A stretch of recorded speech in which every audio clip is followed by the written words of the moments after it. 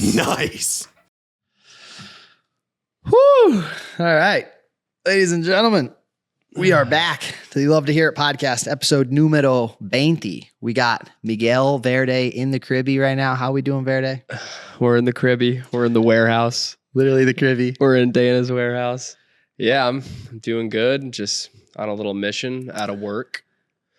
Trying to take some time and learn something new. Out of work being aka out of the water?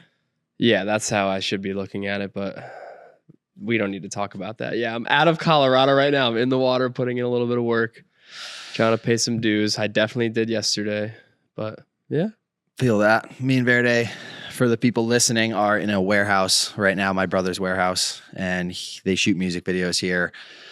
We set up the podcast and just me and Verde kind of moved in. We filmed this our second episode, and we've just been honestly spoiled. Running water, a toilet, and electricity is all your boys need. And yeah, we're 3 days in right now. When you're in the whip, I mean, the whip's cozy. You got your bed dialed. But the one thing for me is like, all right, where am I going in the morning? What am I doing? No, we got it. It's pretty legit. Thanks. Shout out DW. Yeah, you might hear him in the background. He is going to be in the room next door screaming about as loud as he can, basically recording vocals for what's going to end up on the actual album. This is the actual sound that you're going to hear that ends up on the album. So crazy. Yeah. And it's cool to be inside another room where he's doing that, because that's almost the start of why I even know you guys. Yeah. So let's take a step back for the people who have been watching the vlog for a while. You might know Mike Green or the Green Brothers from when we either met at Hood and you started watching, or a little bit after that when I kind of moved to Colorado and was living in their what seemed kind of like a warehouse, but the garage underneath the hotel that they were living at. But to go back even further than that, just do a little breakdown of your story. We found out that Mike Green, actually, we grew up 20 minutes away from each other. So where are you from? I am from originally even more back from that. I'm from Florida, but I don't remember that part of my life. I was up until like 6. And then I moved up to Connecticut, to Clinton, Connecticut. First Madison, Connecticut, but I moved up to Clinton after that and started snowboarding at Powder Ridge. I heard you guys talking about Powder Ridge being D-Dub's first mountain. And my buddy's dad in 5th grade, I think I started going to Madison, just encouraged me to like come with them one day to Powder Ridge. And it was like a night session. It was freezing. I'm from Florida, and they didn't teach me anything. So they're yelling at me to strap my bindings in. And I just have this memory of getting like abused trying to get down the mountain. But that was the first day that happened. And so with friends, not a ski trip. No, this was with a family. They were the Morsons in Madison. And you said you're from Florida originally? Yeah. When did you move to Connecticut? Probably the year 1999. I'm 31 right now. So when I was like 6, 7, 8 years old, we moved up to Connecticut. My dad had a job change, and yeah. Oh, that's tough. So we don't know if you're from Florida or Connecticut. It's a middle ground there where all the growing up is happening right around those years. Yeah, and it's funny, like judging where you're from in your own head. I'm like, oh, I'm from Connecticut. That kind of gives me a right to snowboard and da-da-da. But now it's like, oh, I'm actually from Florida. Now I'm okay with surfing. This is cool. Yeah, whatever one suits you at the time. Yeah. So was skateboarding ever a thing? Snowboarding came in when you said you were how old?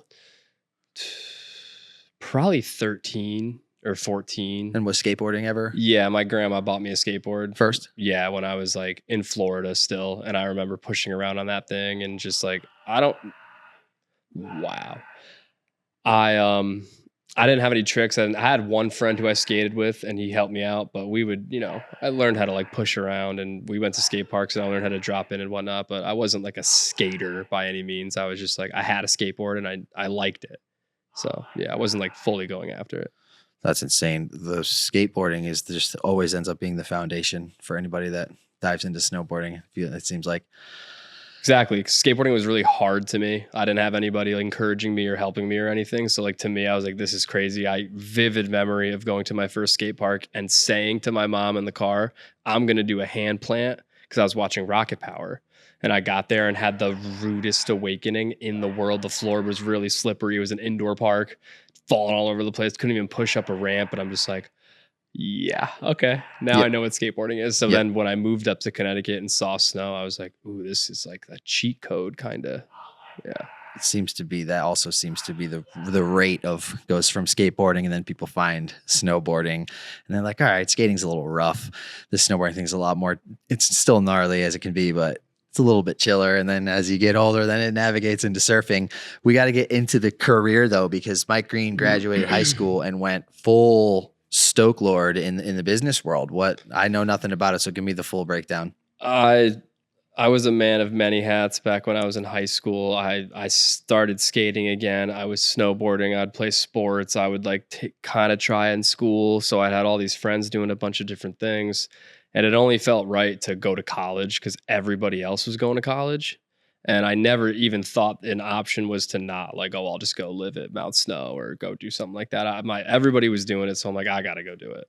So I applied to UConn and I ended up, I don't even need to say all this, but I ended up going to one of the sister schools of UConn, Avery Point, which made me commute up to Stores, which is like the main UConn campus. And being there is kind of what made me start snowboarding more because I was closer to Mount Snow. But anyways, I fully went through school. I say pre-med, but because it's easier for people to understand, but I did allied health sciences at UConn, which is basically you study all the sciences in general. So then you can basically apply to any type of graduate school, be it med school, nursing, anything. You don't have like a specific thing.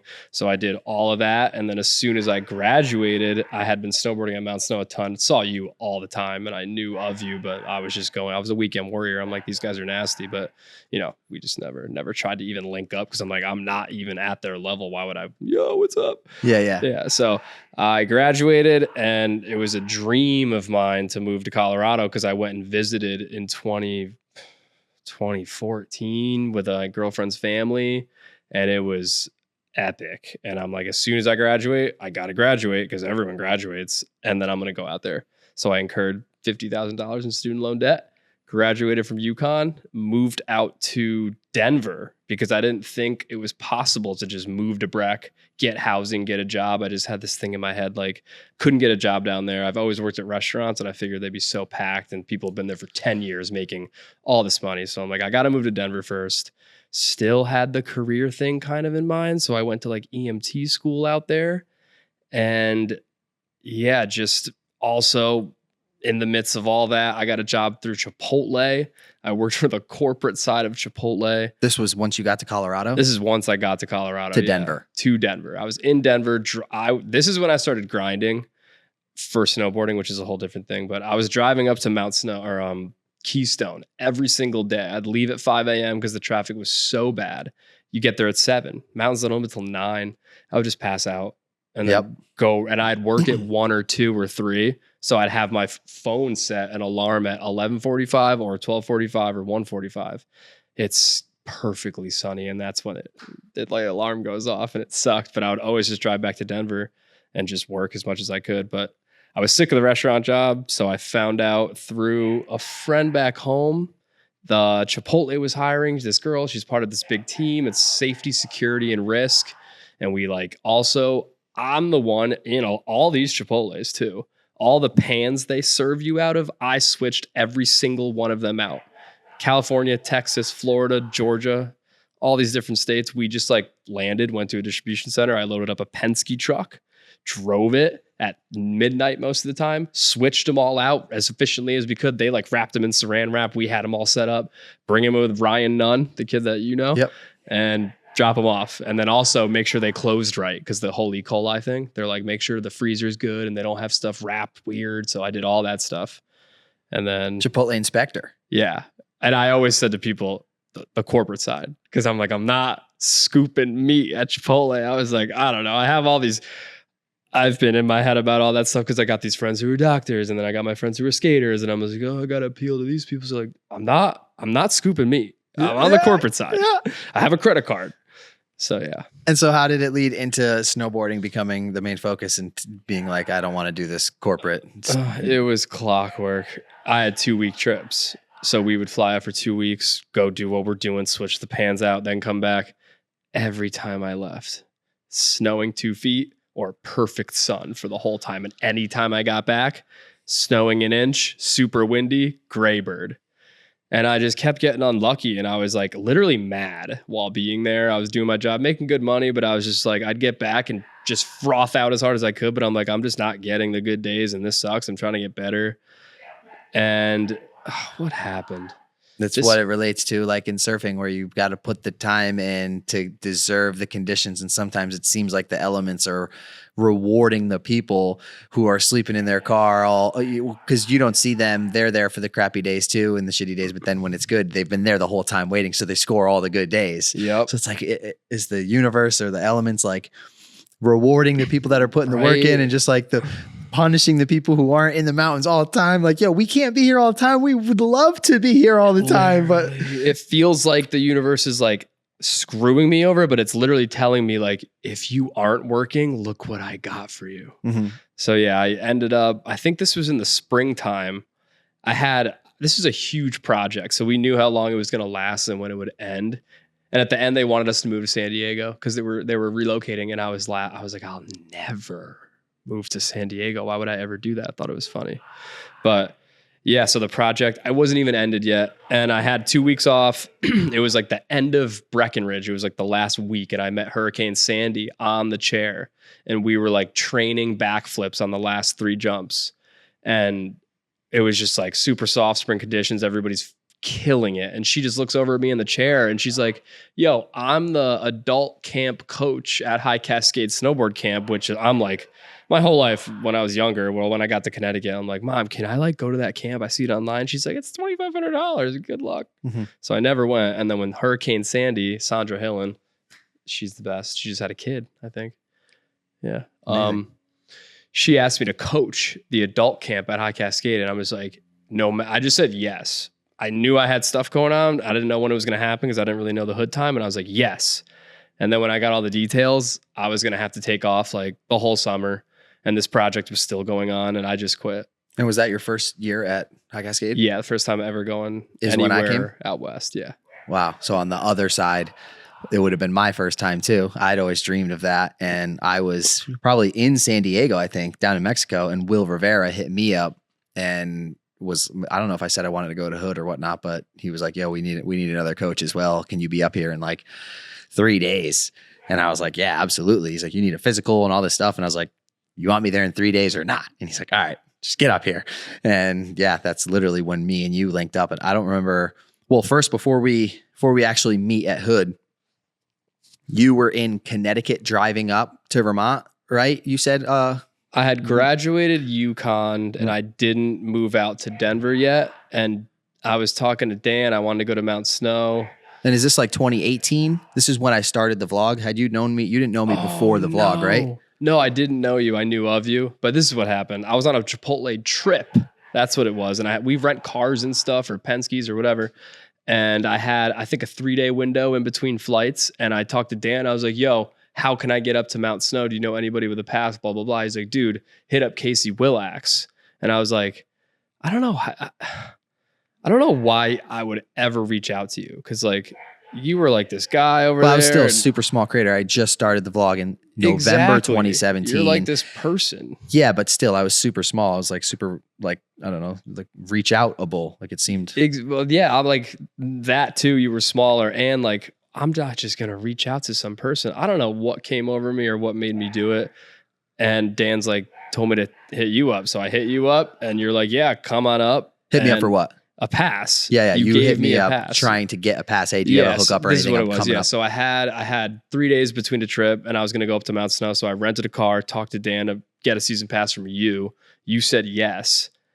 And I got there and I don't even think I got it from you. You were busy. I was sleeping. I vividly remember someone DM'd me and said, yo, do you have any hookups at Mount Snow? And like I said, I was small then. I didn't like look at myself like I was like a big creator. I was like, I'm just trying to help people out. So somebody hit me up on Instagram, thought you were a homie, knew I didn't know you, and was like, yo, can you get a hookup? I had been literally getting hooked up with passes for so many years. Like I have unlimited amounts of like for the next 5 years, I need to be buying people passes and giving out passes because of how many people have hooked me up with passes, like trying to come up and just the things I've done. And so I literally was like, yeah, I got you on a pass for sure. It doesn't matter. Just make sure you're all geared up and I'll leave the pass downstairs in the mud room. And I like woke up because I was on some crazy vlog edit, sleep, random hours. And I put Jamal's pass in the mud room in Westover. And this kid rocked up and grabbed literally a 6'3" black male's freaking snowboard pass. And he's like with a big smiling face, and it worked, right? Yeah. In my head, I'm like, well, he knows everyone, so it doesn't matter. But I'm like, is this gonna work? But yeah, it worked. I rode with LZ that day. Actually, we were talking about last night, and yeah,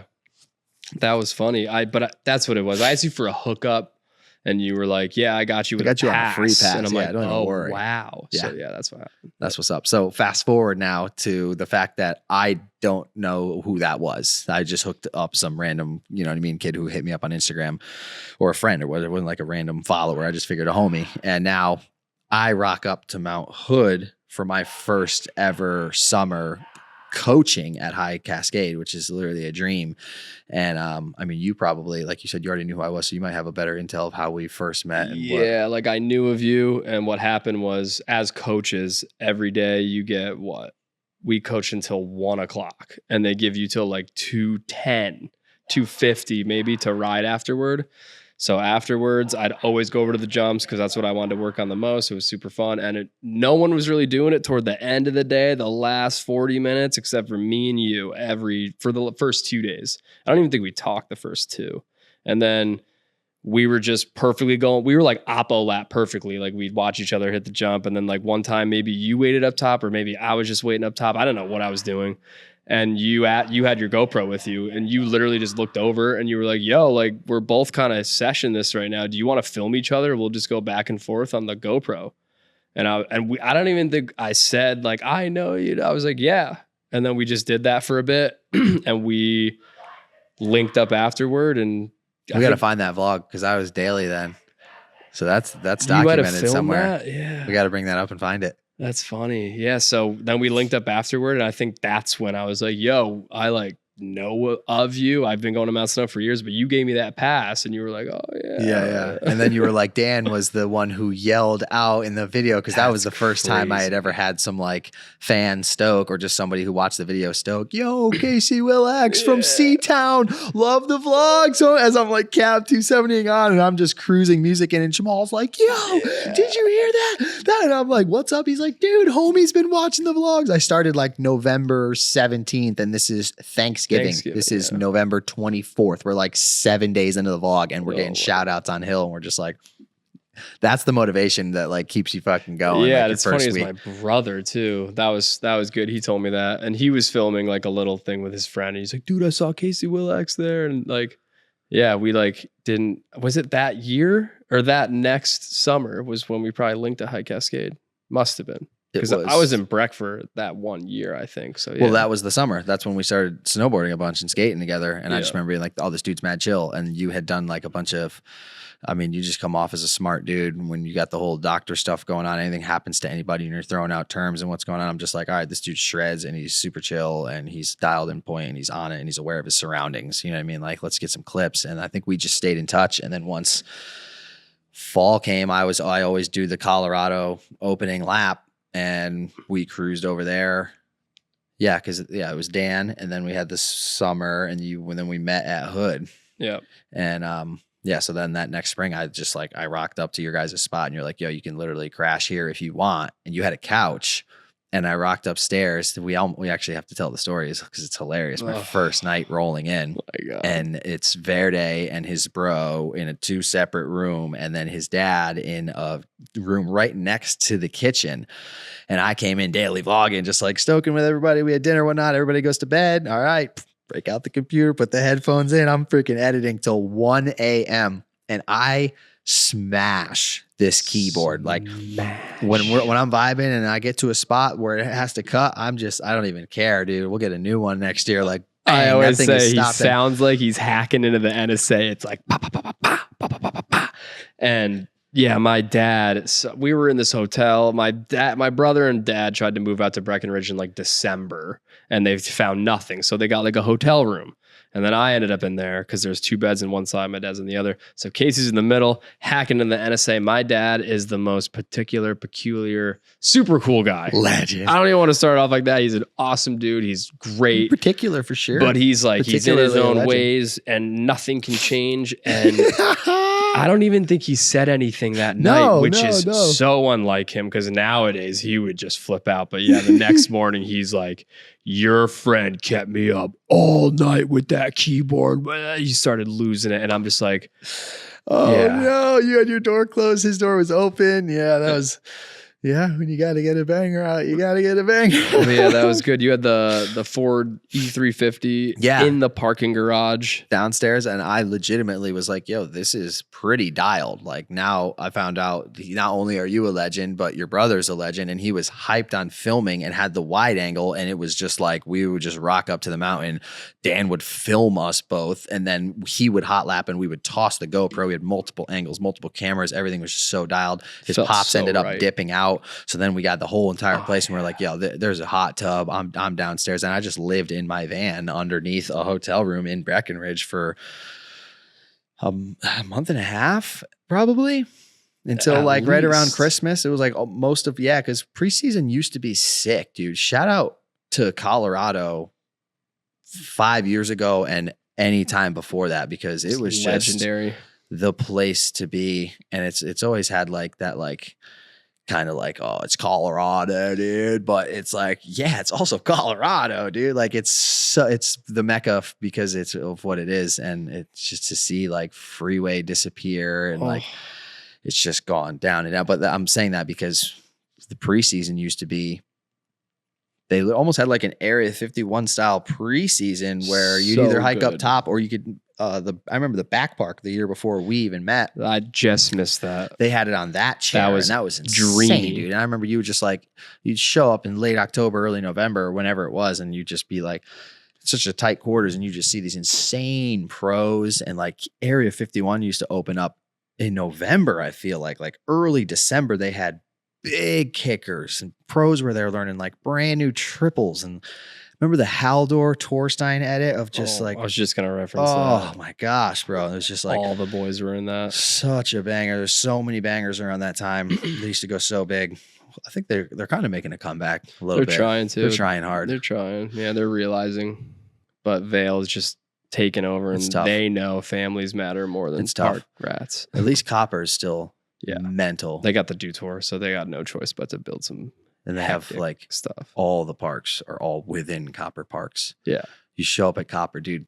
There is nothing like that first run through Copper when you haven't been there. Like, you guys see it and probably build a little bit more. I don't know if they just kind of open it all up on one day, but when we rock up there and they've been open for a month, it's just like you're gassed a third of the way Gassed. through and confused and worried. And you're like, where's that going? What might be on the other side of that? Like, ooh, like, who's doing that? You know what I mean? Is that like they're throwing multiple letter rails next to each Oh other. my So it's like God. an NCV. You're like, what, dude? There's a DLP. You're like, no, that is the craziest looking shape I've ever seen. It's so sick though. So fun. And then you keep going down and it morphs 32 into another rails. park. And then, Yeah. Never ends, dude. It's like a KOG song.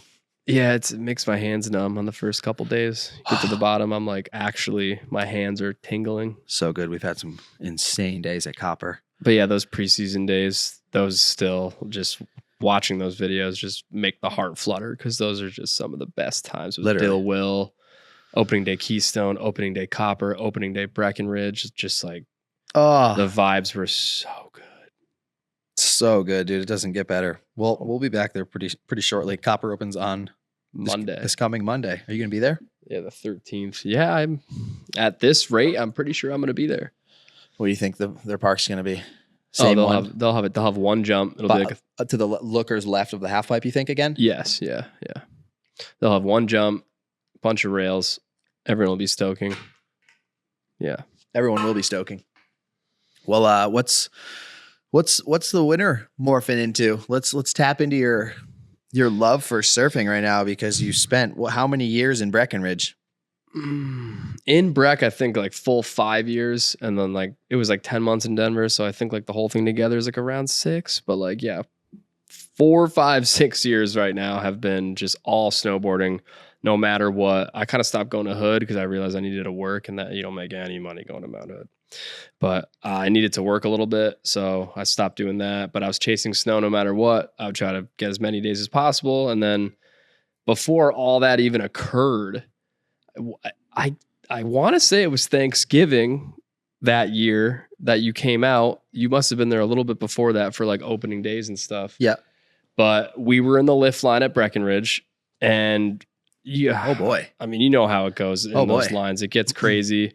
I think we like went through the singles line and ended up in the line in some. I literally don't know which one you're talking about. I'm trying to like filter through. 'Cause there's like 2 or 3 serious ones. Yeah. Are you talking about the one where we ended up on the phone with Big Homie? No, Yeah, no, okay. that's a good story though. That's But another no, one. this is leading into the surfing. But we were in the line. Some dad got overzealous and angry with us, and we're yelling at him and stuff. And we finally got in the chair. We're like not heated anymore. You're like, yo, I'm getting in my car tonight. I need to get out of here, and I'm going to Baja. And I'm like, Mexico, driving. And you're like, yeah, get in the car. Let's just go. And we're going to go surfing. This was pre-Thanksgiving because we were going to go do Friendsgiving at That's Nikki right. Fix-Its. It was just the week This of Thanksgiving. was Thanksgiving week, yep. So Hell week, they Breckenridge, call it, yeah, if hell you week. are an employee at a resort. It's gnarly. So you just were like, yo, I'm going. And I did not care about working back then. So I'm just like, yeah, I'm going. Let's go. And then Celia Miller came, which is a whole different thing. But we ended up in SoCal for a bit. I don't even remember. Went to the Frog House, met Jamal, Nick's, all that. And then we ended up at Scotty's. And I am In Mexico. In Mexico. The most out of my element I've ever been.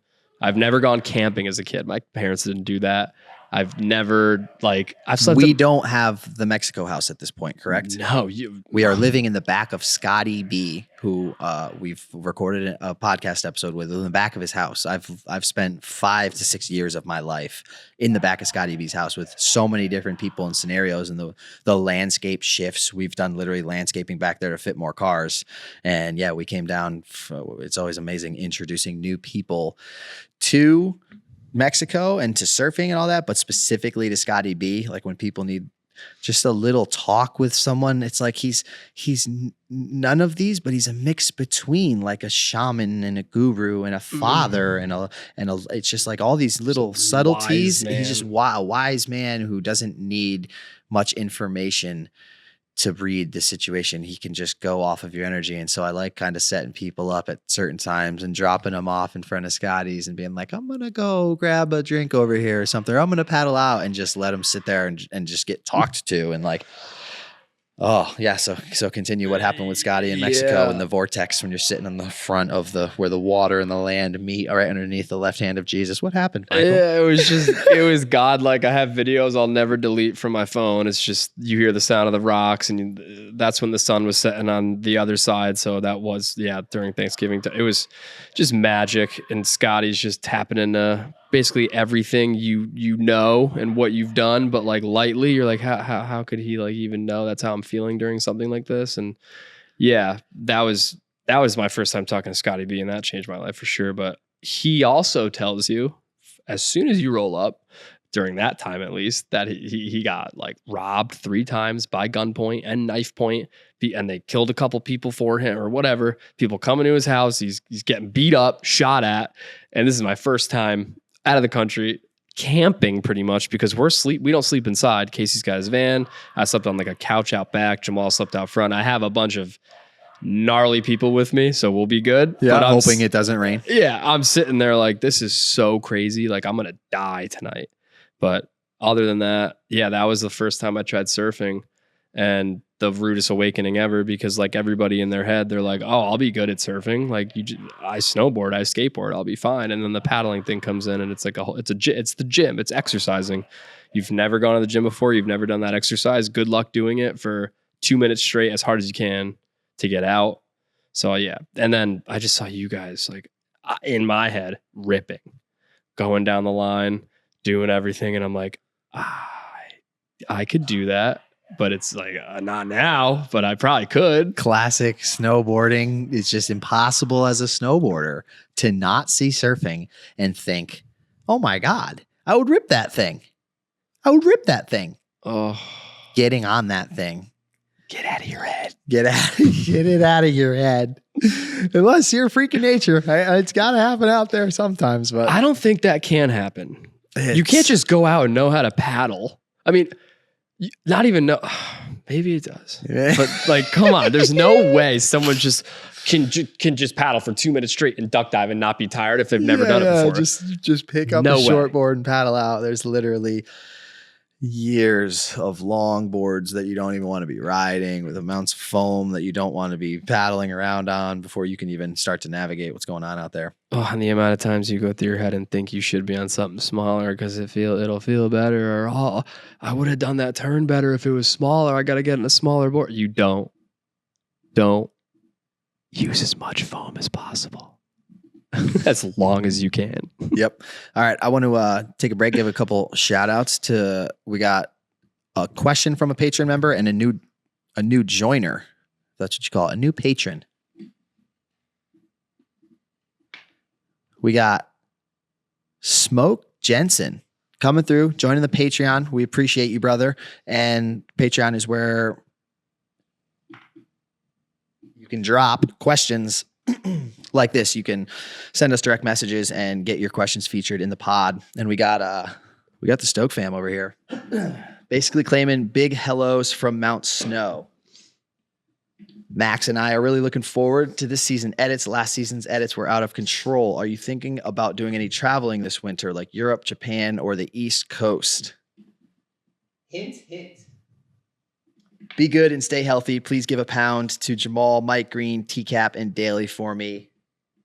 Today is your golden age from Eric and Max Ott. So thank you guys for the Stoke. We're going to be all over the place. Good question. That's why I wanted to touch on your surfing before we jumped into this question, because I'll be on the East Coast for sure. We just started planning a Narvi tour from the West Coast to the East Coast, and it's kind of right around money time, or Money Mike time, which is the holiday time where Verde is trying to stack up bread. He's going back to Breck where he can crash with his bro for cheap, snowboard, still be stoked, and try to make as much money and save as much as he can so that you can do what? What's the full plan? Are you going to go to Japan? Are you going to be snowboarding on the East Coast at all? I mean, I don't know about the East Coast. I would like to. That'd be cool. But I would just go pretty much when you go. My family fully moved out of the East Coast besides my little sister, Jessica. So I do have somewhere to stay, but not sure about the East. I would love to send Japan with you guys for sure, because that is just number one, the best snowboarding ever. If you've never been to Japan, you should probably go. Number two, it's perfect timing for me because when we do go to Japan, it normally means February, late January, something like that. And that's kind of when my time limit is for being sane and working too much.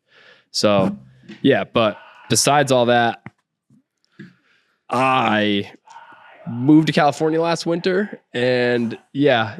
Basically, no matter how amazing your life is, 5 or 6 years of living in the mecca of snowboarding, things get not old, but too familiar, and you want to switch it up. You want to get the Stoke. And I guess when you came to Mexico, he got a little fire lit up inside of him, which most snowboarders do with a decently long career. And then you get into the water, like we talked about in the beginning, from going from skateboarding to snowboarding and then snowboarding to surfing.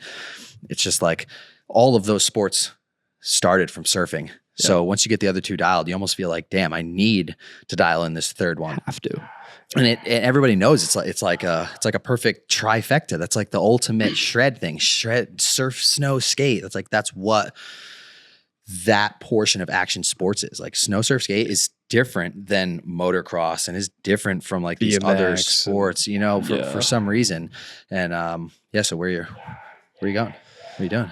Oh yeah, I just loved what surfing did to me. Lead into Oceanside. Yeah, outside of surfing, you have to be physically fit. I mean, if you're starting at 31 like me, I guess if you're a Grom or you're 15 or you're even 20, you don't really have to care about what you're doing, but you're still fit though. You're fit, and it just tapped me back into like my body again. I just realized that surfing's so physical in and out of the water that I need to start eating healthy again. I need to go to the gym again. I used to love going to the gym in high school and in college, and I stopped because I started snowboarding and whatever. So it just got me back in shape, and it got me disciplined again, because you got to be up early. You can't surf at 1. Yep. The wind's the wrong way. The waves are blown out. It doesn't work. So you have to be out there early. You have to make sure you didn't eat something that makes you have a stomach ache the next day. And there's so many factors. So it's just like, I fell in love with that. It made me love like just like working on myself again. And also you're out in the water and you're just by yourself in your brain. You're not just doing this. Like you could look at your phone all day and not even think about your own problems for so long. And when you're in the water in between sets waiting for waves, it's therapy almost. Maybe for some people it's the opposite. Yep. But yeah, so I just loved what it did. I moved to California, and then we went to Indo this summer, and I kind of realized that's where life is supposed to be right now. It's just, California is a dream, but it's such a grind. It's so expensive. You told me this. You're like, yo, just stay in Mexico. And I'm like, I need to get a job and go to California. You're like, you're going to spend so much money on rent. And I'm like, I just got to do it. You know, people can't tell you what to do. You're just, no matter what.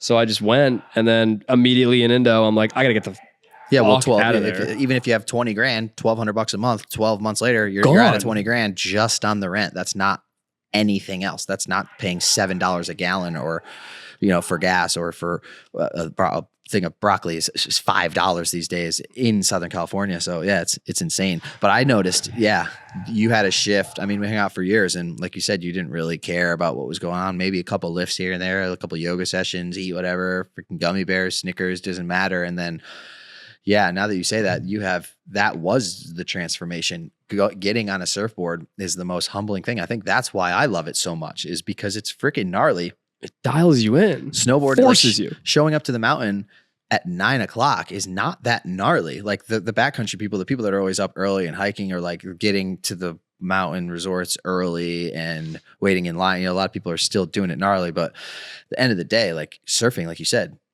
midwinter or like springtime, like you got to be up at 4 a.m. and you got to hunt and drive around. And when it's big and it starts getting good, like you're getting really annihilated, and you get like wake up calls real quick. And then you realize how when they're bigger, they're easier and you can do more stuff. But now I'm not endured enough to get out. Yes. I've been denied. I've had the best days ever at Oceanside, and then it was 6 foot one day and I couldn't get out. But I could surf. I was able to do stuff, and I'm like, wow, this is because I'm not physically fit enough to paddle as hard as I can for 7 minutes straight, getting through the whitewash with a foamy. Yeah. If you don't have cardio completely dialed, if you don't have, I mean, if you see people who smoke, who just like randomly think they're just going to go out in the water, and you know what I mean? Like they've been smoking for 10 years and it's just, you don't even get past the shore break before these people get like, you see it in their eyes, like their eyes glaze open. Yo, like I'm in danger right now. And you're like, this is reality. This is those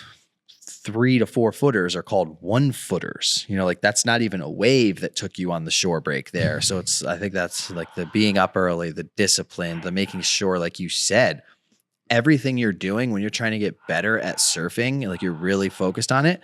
The things you're eating at night, you can't slip up and have a snack, because like you said, everybody knows you're gonna have a stomach ache the next morning. If you have a stomach ache, then like you can't maybe just drink enough water. Like you can't do the things that you need to do to be dialed. Everything that goes into your body is literally some type of green supplement, nutrients, some type of organic produce. Like you're so on point because you're scared that you're gonna die out there. That's it. I think that's why I love it. Yeah, and it totally ties into you too, because it keeps you on it. And you like to be on it whether you're surfing or not, but surfing was that like thing that I was like so focused on. It was like, this is definitely going to keep me on it. Like, sure, I was like in snowboarding when I was getting better, I'm like, I want to progress. But I wasn't like, I got to eat perfectly now, or I need to sleep.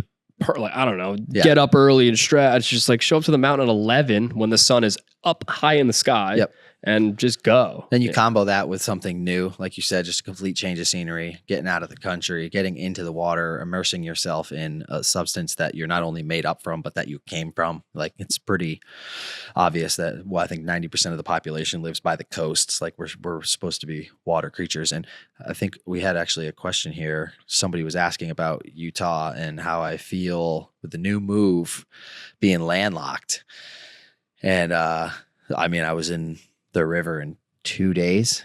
I was in Utah for 2 days, and I was in waist deep, ankle deep river, just stoking, floating, plunge, like cold plunge dip style.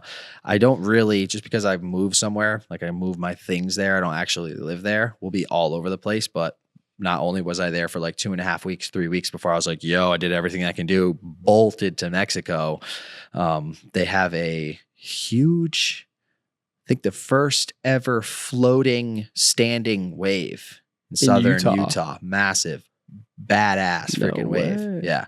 And so, yeah, we're going to go hit that thing up. Sick. Drop!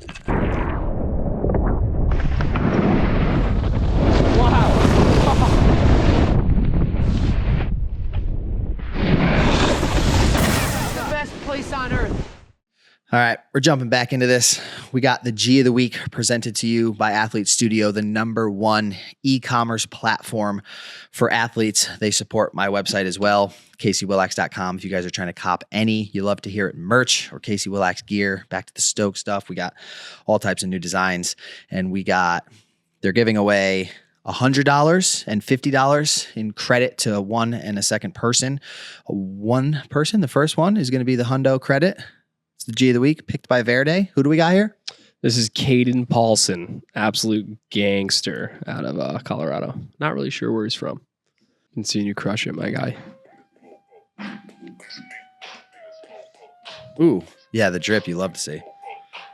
From where? I'm not sure where he's from, but he lives in Colorado now. He spent a year in the backcountry, I think, last year, but he's been putting out these parts, and he's just a G. Absolutely rips. Yeah, hopefully we got some baggy enough stuff for him. You know what I'm saying? Caden, is that what it was? Caden, yeah, he's young. He's gonna crush it. Just keep going, keep ripping. Caden Paulson, G of the Week, numero uno, brought to you by Athlete Studio. And then we have a second chance to win a $50 coupon to my website. And all you have to do is on Instagram, tag hashtag YLTHI podcast, and just be rocking any of the merch that you got. And we're going to pick somebody who's been supporting, and we're going to style you guys out even more. So we got the second person here, Katrina Thompson. And I picked this one because she's literally dipping an apple in honey. Oh, yeah, she knows exactly what's going on. Fruit, meat, and honey. It's what your boys are all about right now. So we're going to send you guys some credits to CaseyBlocks.com so you can get dialed in. And yeah, we want to say huge shout out and huge love to Athlete Studio for supporting the pod. And we're going to jump into some questions that I think Verde will be able to help out with. Not too difficult here, so you don't have to. You're not nervous, right? I'm doing all right. I think we're chilling. This is just a homie Cool Charts asked. This was on the Instagram. Free love to hear it as well. We're picking questions from all over the place, but Cool Charts asked for the podcast, can you explain what fakie, switch, etc. is for grinding? On a skateboard or on a snowboard? Because that matters. Yeah, maybe take it from the top all the way on back. A skateboard. Well, cab originally is Steve Caballero, and it was skateboarding. And when you're riding a skateboard, it's one or the other. You're either popping with the front of your board or the back of your board. If you're riding regular and you pop from the front, that's an ollie. If you pop from the back, that's an ollie. If you switch your stance and you do it from the back, that's a switch ollie. If you do it from the front, it's fakie.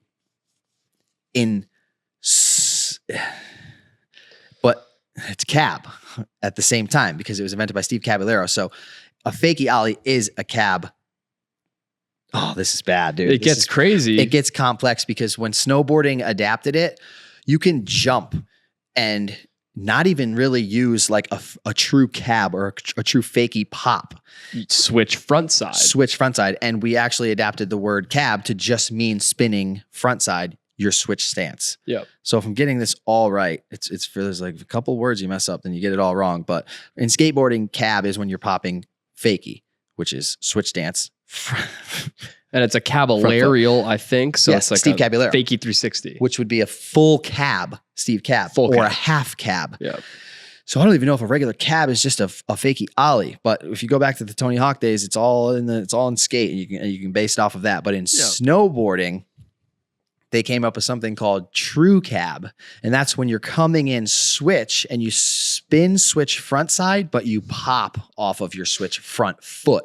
Marcus Cleveland does this all the time on the Lord. jump. But don't look at him and expect to know what's going on. Yeah, no. That's a whole scenario. So cab in snowboarding is literally just spinning. I'm regular stance, so my front foot is left going forwards. If I switch over to my other stance and I'm riding goofy foot, which would be switch for me with my right foot facing forwards, and I spin to the right front side, you can either call it switch front side or you can just call it cab. If you do a 360, cab 3 or cab 5. If you pop off that tail, that switch right foot nose, then it's true cab. I hope I did that right. You did it very correctly. A little bit controversial. I wanted you to answer, but I had to dive in there. Yeah, there's just some people out there who are real strict on it. Shout out Chad Otterstrom. If you call something a cab 5 around him and you don't pop off the switch nose, it's a switch front side. Oh, So, okay. yeah, So he's not even giving it cab. Absolutely not. Really? Unless you true cab it. Wow. So yeah, he's True one cab of or those bust. OG legend. Respect. Doesn't let it happen. And so he said for grinding, and that, if you thought that was confusing, just skip over the next part, because what we're going to explain is on top of that. When you are approaching a rail, that's when it's not up for debate. This is a guarantee thing, but some people are confused with what's front side, what's backside. You want to give an easy breakdown of that? An easy one, I guess, if you're approaching the rail and the rail is in front of you On your toes. That's like say you're doing a board side, it's a front side board slide. It's in front of you. Guess that's the easiest way to explain it. And you're board and you do a front board. Yep. And then if the rail is behind you and your heel cups, then it's a backside board slide. And just to clarify that, because some people might be thinking that you can do a frontside board slide from the left side of the rail, but they're ollieing over the rail. It's a completely different trick. Now that's a lip slide because you've gone over the rail. A board slide is only if you turn 90 degrees. So if you're on your toe side and you're approaching the rail to do a board slide, you can only turn 90 without going over the rail. If you've gone over the rail, then it turns into a lip slide. But because the rail is still in front of you, it is still a front side lip slide. If the rail's behind you and you do a backboard, just a little backside board slide, it's a backboard. And then if you ollie over it and do what would have been a front board, it's a back lip. And then to confuse it even more, if you're thinking about it, to do a backside board slide, you're spinning halfway front side to get to a board slide. So spinning is the opposite of what you'd think with rails. Yes. So if you just ignore that part, you should be kind of okay. Yeah. But that's what confuses people, is that you're Yeah. spinning front side on to do a backside board slide. Just ignore the spin part and just know that the rail, when you're snowboarding to the level where it starts to even matter, there will be a lip in front of the rail. You won't be able to just ride straight on. So that's also what confuses people in the beginning, is that you're jumping on a rail from the straight and you don't actually decipher what's left and what's right of the rail. There should be what they call an urban style ollie onto a rail. And that's when you even start naming your tricks. And honestly, if you went directly from the front, we'd call it a front lip or a back lip, depending on what you're doing. We got a good question here. Not that this relates to you or anything. Stephen Brown. This came in on the text message. You guys can also shoot us texts and get notifications. 1-860-200-1536.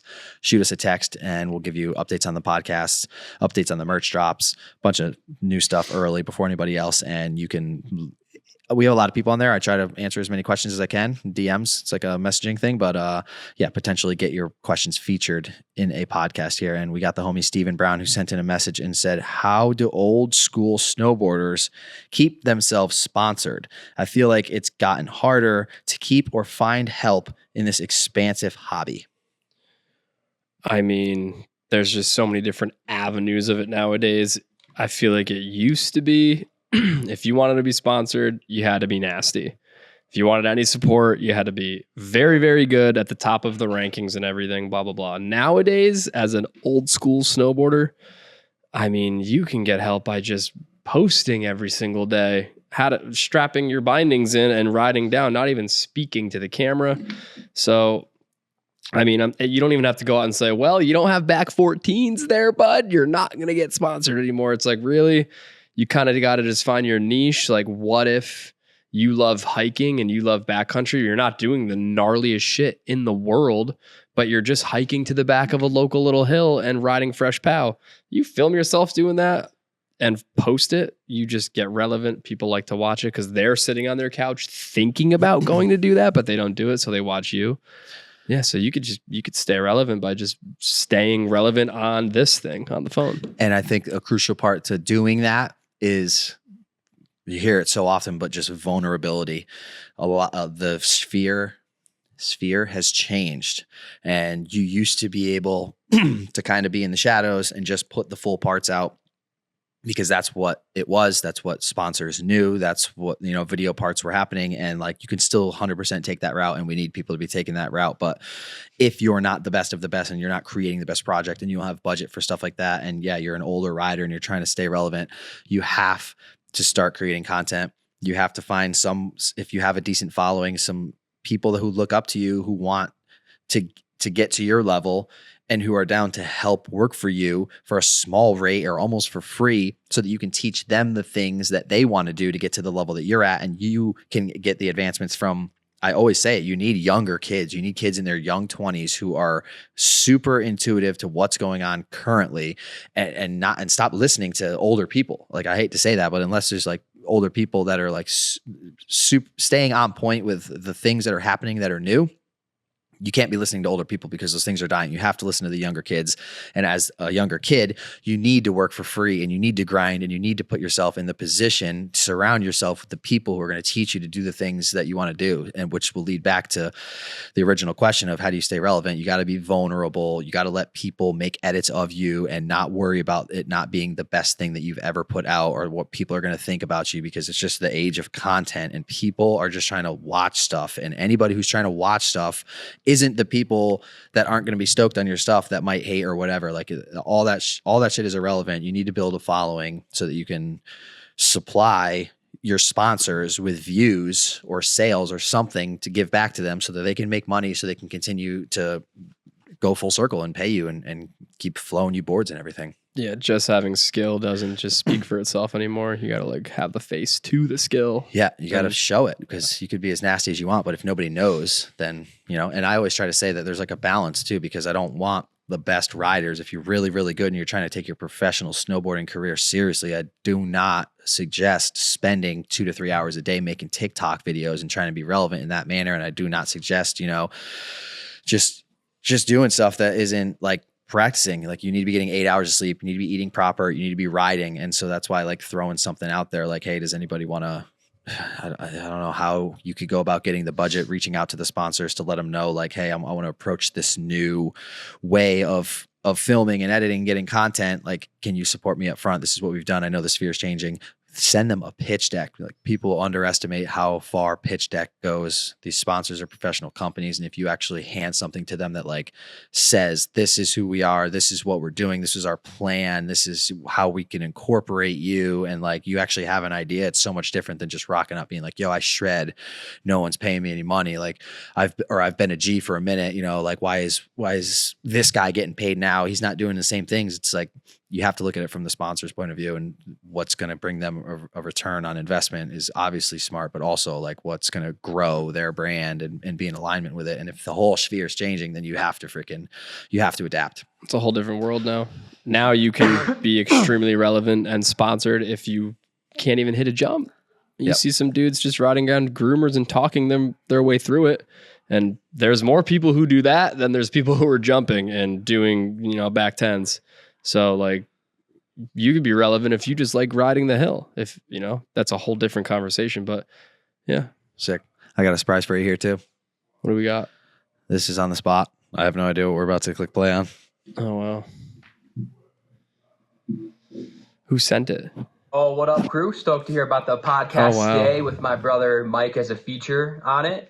Mike, I actually have a question for you. If I'm a 9-to-5er and I want to maybe travel and see the world a bit, but I'm tight on budget, do you have any tips for me to go see things, do things while not spending a ton of money on traveling to all these different hotels and cars and rentals and flights? How do you make it happen? How do you do it? Because I'm locked in on this and I want to go see the world. So how do I make it happen? Wow, we got a real Big Dan. question. That's not like for the people. He wants to know. Literally. Wow. I already know where you're going with this one. It's got to lead to what I wanted to actually talk about too, is Japan. Yeah, but I mean, to answer that question vaguely, it's just the biggest sacrifices you can think of. 9-to-5er who wants to travel the world. Now there's so many things going on in my head. Do you have a car payment? How much is your rent? Yeah, what's the first thing you did? Go start with the first one. You got to Realistic delete things. rent. Well, no, the Or first thing. The first thing. You just got to said it. delete the car payment. Casey, after Mount Hood, I think you came to Breckenridge and I still had my Subaru. I was making a car payment. It was like $500 a month. And you just laughed at me. You wanted to go somewhere else. I was like, oh, I got to work. And you're just like, that thing's sitting in here and you can't go anywhere because of it. And I'm like, wow, you're so right. So yeah, shout out to you for that, because you have put more money in my pocket just because of not paying a car payment. That was the biggest thing ever. You don't need a car that's that nice. We have 98 Forerunners, 200,000 miles, and They keep going. they keep going. You They change keep the going. oil, you start learning stuff. But yeah, the biggest sacrifice from that is the money thing. You got to format a budget and cut out everything if you want to start doing that. But Dan's question is so vague, like 9-to-5er. If you want to travel and go see the world, you don't have much time, you better stay in hostels and not like everyone like tries to book stuff and whatever. Like, I don't know. That's what I wanted to lead into when we went to Japan the first time. Having a And plan. You might have still had your car at this time. You might have still been Mike Green, car payment, rent, and everything. And you were literally like, where are we going? What do you mean? We're flying to Japan right now? Like, should we get this place? You're like looking at it. I was like, don't worry about it. We're just going to Japan. You're like, dude, we're going to land. And we landed in freaking Tokyo and we're just looking around at signs. And he's like, are you joking, dude? What are we doing? It's like, don't worry. We're going to ask this guy, yo, buddy, how do we get 5 hours over there? He's like, you got a lot of stuff, but you start off by doing this. And we're like, all right, cool. Boom. We did that. And it's just like, I all ended up working out so good in the end. And we took like a train and a bus and we ended up at a hostel and we rolled in and we spent like almost no money and got so dialed in. But it was the faith of just going and knowing that you're going to be good. Like having confidence in a straight, like jet black vision. Like when you picture like you've never been to Japan, but you want to go to Japan, close your eyes and try to envision it. You're just like, you got fucking nothing, dude. You got on a plane and you formatted some image of Japan. Yeah. I still trip out when I'm like, oh, should we go to El Salvador? It's like, it's an hour north of Nicaragua, which I spend years at. And I'm just like, well, nothing. Like you just can't get a vision of it. And it's like, if you can find faith and I don't mean faith as in like faith. I mean like just like faith in yourself and who you are and like the ability that you have to talk to people and humanity and like work situations out. You're not going to freaking die. Like they have hotels not and all this gonna die. You know, I think we actually ended up getting the first night we got a hotel in Tokyo. That's right. We ended up getting a hostel and we stayed like somewhere local. Yep. And we got blazing sushi and we just asked the people around us. And like when you live like that, you're allowed to, you get so many more things that you can just jump on. Like an opportunity presents itself and you're not all booked out. Someone's like, yo, you can just come crash over here for free. You're like, oh, I almost just booked a place for $200. Yeah, Oh, let's pay go. 8 days already here. With no refund.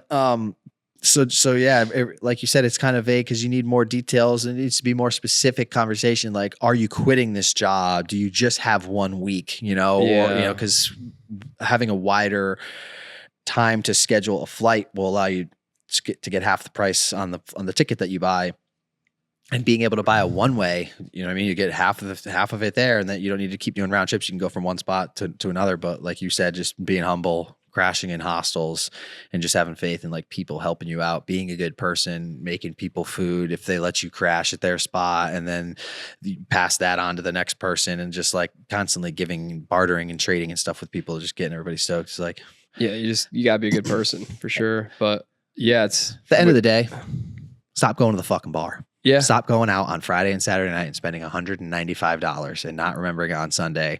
Just stop doing that. And stop going to convenience stores and going inside and buying Gatorades and Kit Kats, because that's $5. Stop going to Starbucks and spending $7 coffees. All those things, like, you need to live like you're on vacation when you're at home, because when you're on vacation, you're like, I'm going home, I'm selling my stuff, I'm moving out here. This is it. Everybody knows this is how you. This is it, dude. And then you go home and it's like first couple of days you might sell a couple things. Second day you're kind of chilling. Third day you're just like whatever, back into the routine. And a couple of weeks go by and you're just reminiscing of the time that you went to Did it even Cancun, happen? yeah, Tulum. Did it even happen? But yeah, I guess for Dan's question, if you are that person, it's not impossible. This is all going to sound crazy, but all you do is you basically look at everything you pay for. You look at your entire budget, look at stuff you can eliminate all of it. Then see how much money you make doing what you're doing versus how much rent you're paying for. If you don't have a car, perfect. And then you just start saving, save. And then this is the hardest part. If you want to travel somewhere for a month, you better have 2 months of your rent paid for. Because if you left on November 1st, you paid November. As soon as you're back on November 28th, you pay December. Most people are paying fucking $1,500 a month. So you better have $3,000 already aside, then the flight, then your housing, wherever you're going to be, then your food there. So Oh gosh. if you can eliminate the R word, which Rent. is so hard to do for so many people because I don't know, that's where you live. That's where all your stuff is. Get a beater, live in it. What stuff do you really use every single day? It's the dream if you have a parent's house and you can keep some stuff in their basement, but some people already relocated across the nation. And what I did, it hurt, but I threw out all those shirts I never wear nope, they're all gone. Yeah, you don't need it. You're paying a storage fee at top dollar. Yep. My You end could have- table, your stuff could I be- threw in the trash. My Yeah. desk is gone. I have 2 bins. It's got to go. I have all my snowboard gear, my snowboards, tools to work on my car, and my surfboards, and that's it now. And now I'm able to go so many different places. I had some people message me when I was in Indo for like 2 months, like, yo, do you have a job?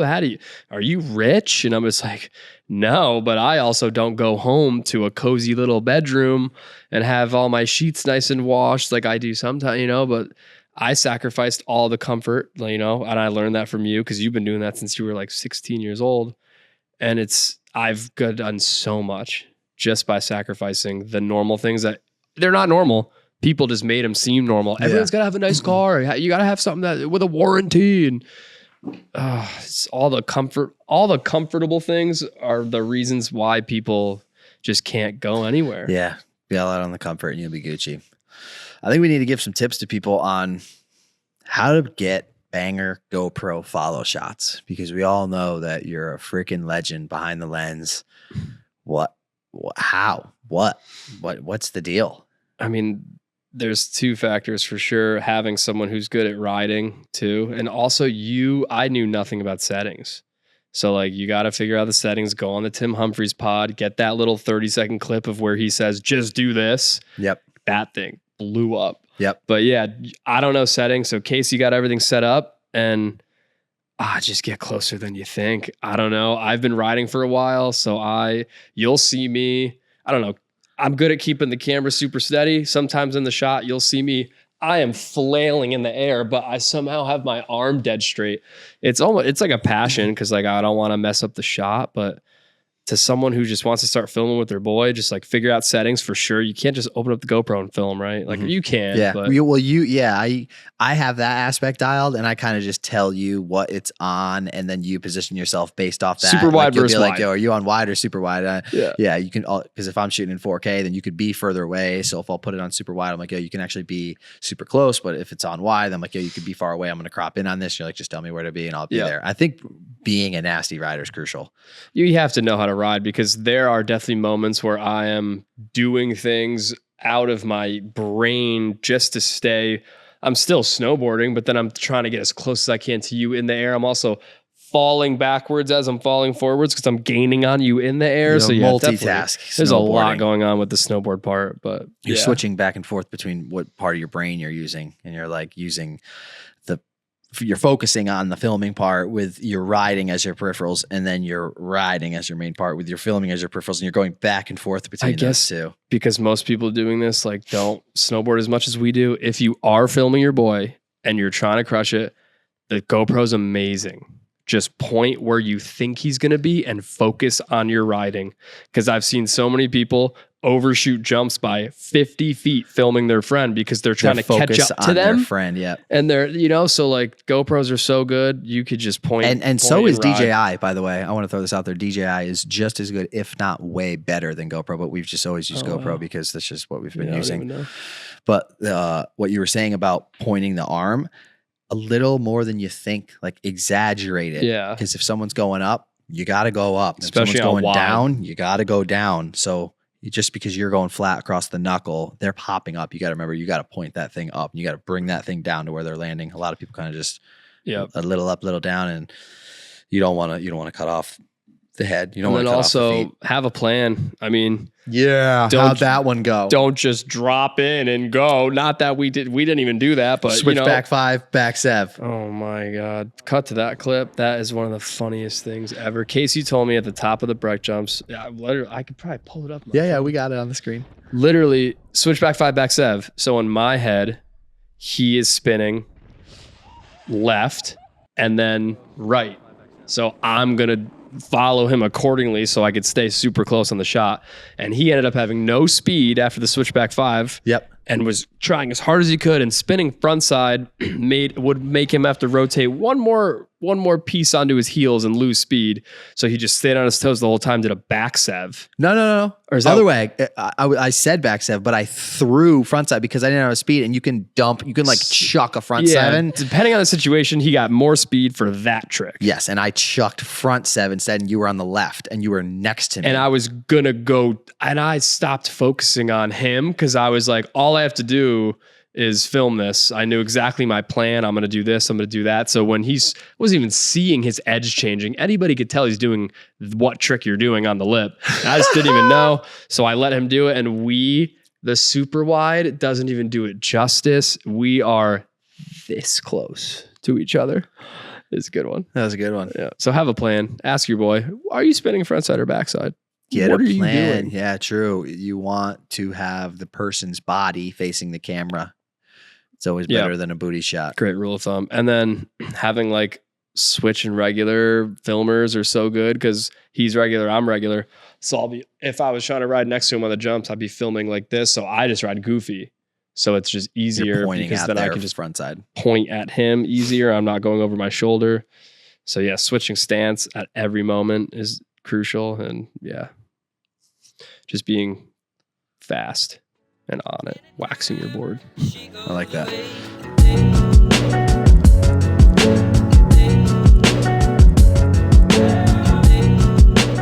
What do we have here? All right, this is a new segment. I don't have a name for it yet, and it's not sponsored by anybody. We're also still taking sponsors for the podcast. If you guys would like to support the You Love to Hear It, hit us up. We got an email in the description. You can find it pretty easily. Got a big back wall right there. Got a big back wall. And this is something I thought of. We'll call it Guess That Direction. All right. You're going to see a heavy trick, a heavy spin, booter, and but you're not going to see the takeoff. You're going to this see is so hard. 20% after the takeoff, and you got to decide whether which direction they were spinning. You could just do, say, goofy footed frontside, backside, or right. You don't have to know.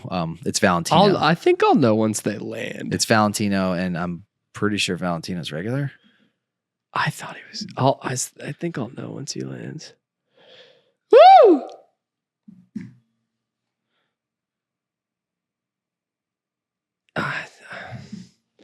Goofy or regular foot takeoff? I know it's front side, but I just it's left spin. Yeah. Because yeah, literally. you need to tell us what stance they are when they took off and what their spin was. Do the landing one more time.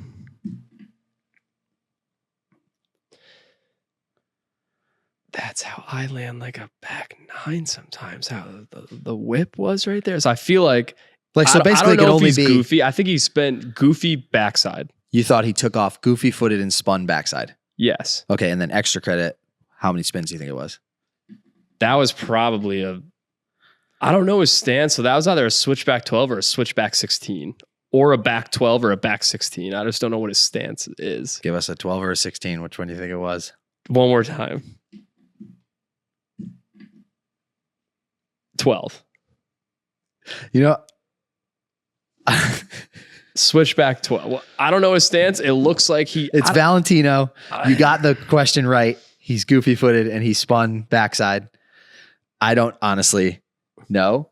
I'm pretty sure it's a 16. Yeah. Now that I thought the first part of the spin didn't happen that quick. Yeah, that's a switchback 16. Woo! Yep. That's a hard one. And I only know this because of Asher and You Sai. think? Not even the trick, just guessing at the trick. I don't even think about how hard That's is. good. That's a good segment, though, That's right? I like that. If you had a big company, you'd probably want to throw a little bisque down. I like that. Claim the segment. I like that because a lot of people are going Support to the be boys. very confused on that one. Yeah. Maybe we'll somehow get that into a post and then we'll have people be able to continue to guess on it like before it actually drops in the episode. I mean, if you show anybody who doesn't board regularly a 540, they don't know what. Well, that's happened. basically your options are either frontside, regular stance frontside spin, or a goofy stanced backside spin. Yeah. Like those are, it's basically a 50-50. Yeah. And then the extra credit is just how many spins went down. Yeah. I first thought frontside, but then I saw how he landed and Wait till I get someone and they're just so confused because it's a Marcus Cleveland clip and he does like a full 2-step butter and I'm like, on the lip. how do you take off? Yeah. Backed up 10? Well, yeah, but what did he do? No, it was actually cab 12 because he cab 2, nose the press jump. butter, cab dub under 9. Video game character. Wild. Well, what do we think here? You're not driving to Colorado yet, are you? Not tonight. Are you going from here? I'm gonna see Biner, and then I'll probably just head there tonight or tomorrow morning. Oh, Verde didn't bring his snowboard with him from Colorado. He was on a surf mission. We I don't almost know went to if- Nicaragua. We almost went to Indonesia. We almost went to Hawaii. We were close. Yeah, I don't think we ever finished what I'm doing. I'm gonna move to Indo in probably February. Okay, so you're That's going my to grand give us plan. the breakdown of how that's going to happen. I'm gonna work November, end of November, December, January, every single day. There's snowboarding now, so I won't be like as angry at myself if I have a day off. So I'll like go boarding and stuff. But yeah, I'm gonna stay on my brother's floor 3 months, save as much money as possible. I don't know where I'm gonna park my car, but I'm gonna fly to Indo and just. You've taught me how to travel. I'm gonna go there with no plan. Call Bali Daddy, pick me up from the airport. Yes, sir. Bring me to Ungasan area. Maybe I'll go right to Surf House Bali. Just get that place for $10 a night for like a week. Yeah. And then just every day be going to the Astana, talking to people. Yo, like I'm just out here. I do this, I do that. I'm trying to like watch someone's house or something. Someone Just a there. little bread to support whatever you got going on. Not Just even to bread. keep- Just like, I have a villa that like I need watched. Oh, to crash. Imagine. Free. Yeah. So that way you're not spending bread. It always comes down to bread. So it's like, Something how like can you that. just keep the bread at zero? Or is it, no up, no down, just keep it where it's at. That's it. So yeah, that's my plan. Once I'm there, the expenses are so low that like I can maybe try to run someone's media or like do that and then just Yep. I need to figure out how to surf. I have to. Yeah, I get it. I fully back it. We might come visit you in between the Japan trip. It'd be sick to do like a quick either Indo or Hawaii. Maybe you take a break from Indo and come visit in Hawaii for a couple weeks after Japan because you're going to probably do Japan with us. I'm going everywhere. Yeah, this winter. We might have I don't think I've shared it in the podcast yet, but we're in the process of building just like a Japan camp. Probably keep it pretty small, either like 5 or 10 people, maybe a dozen people max, and take care of. You pay one price and we pick you up at the airport. We bring you to the hotel. We make sure all your passes are dialed. We got you food 7 days, shredding, transportation to and from the hill, video footage. You get featured in the vlog. You get tips and stuff broken down afterwards. You get to watch your riding. You get to shred with us, and basically just like we have the place wired somewhat. And I know a lot of people don't really have the confidence or just like the balls to just send a Japan trip. Maybe they don't have a homie to do it with. And so it just seems like boring. And we just want to bring a bunch of like-minded people together that are trying to shred, get them out of the US for potentially the first time. Your ability, you obviously have to be able to send us footage of you shredding a little bit of powder. You don't have to be basically intermediate, like an intermediate rider. I don't think you have to be any more advanced than that. There's a lot of, we're going to focus that week not on what you've seen us do there. You don't need to be keeping up with us like that. We're going to take the time to ride with you guys and stoke you out and give you an amazing trip. So we might be having Verde come and sick feature Stoke there, help get some shots. And we're trying to get that. First, we're dialing in the Narvi tour so we can get that schedule up on my website so you guys can actually know where we're going to be before the holidays. And then we're trying to do an East Coast one, and then we're trying to announce the Japan Stoke off. Maybe do a Utah one too. Yeah, at the country club. Yep. Park City. Well, we got a lot of Stoke that went down. I honestly, this was super rushed. I didn't write down anything. I'm stoked we got some questions in and the Dan and everything. And we're trying to get in the water. The sun's going down at 4:00 now these days. It's 3:40. It's 3:40. It goes down at 5. If we go outside, it's probably dark. No, 5:00 is dark, right? So we're gonna try to get some Stoke. Show Verde some love. He's been fucking helping film and stoke and support and do hella stuff behind the scenes of the vlog and answering a lot of your guys' comments and questions and just supporting and helping dial me in from fucking places to crash and driving long distances and making sure I can edit and everything and getting banger shots. So we'll be seeing him in a couple days in Colorado. But Green Mike _ on Instagram. And Verde's not really a big social media guy in himself. I feel like in the next couple of years, this guy's gonna start helping run other people's socials because he's got a lot of skills like that behind the scenes. So if you guys need, honestly, like your account managed, he doesn't edit, but if you have clips that you need posted, he can help run your socials. He's done that for a lot of times. We didn't even really get into that, but he's the boy. We're going to do a bunch more podcasts here in the future. This isn't just like a one take Mike Green run through. We'll be shooting the shit literally next week in Colorado. But yeah, hit him up if you want him to help you handle some social stuff. Slide in the DMs. Anything else that you want a shout out or any love, any support you want to? I mean, honestly, shout out you. The last I've known you for 5 years, 2018, I guess. Yeah, it's almost 6, I guess. Shout out you. Changed so much of my life, doing so many different things that I never thought I would do. So much love to that. My brother for just being ultimate Stoke Lord. Everybody in my family. I don't even want to D-dub it and say too many names and not say other names. So shout out to everybody I have met because of him and all you guys. Like I'll be working at Ollie's or Empire and someone will be like, "Yo, Mike Green, what's up?" And that's like in Breckenridge. In Breck. So crazy.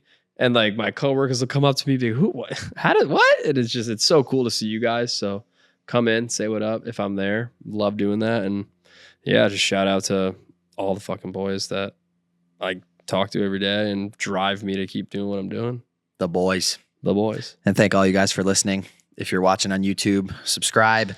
If you're on any other platforms, drop a review, a thumbs up, whatever they offer. It means the world. Show the support. We're putting a lot of work into these episodes, and cop some merch, CaseyWillax.com, or support on Patreon, patreon.com/CaseyWillax to have your questions featured. And we will see you in the next episode. You love to hear it. We'll see you next time. Probably from Colorado. You. Yeah, nice.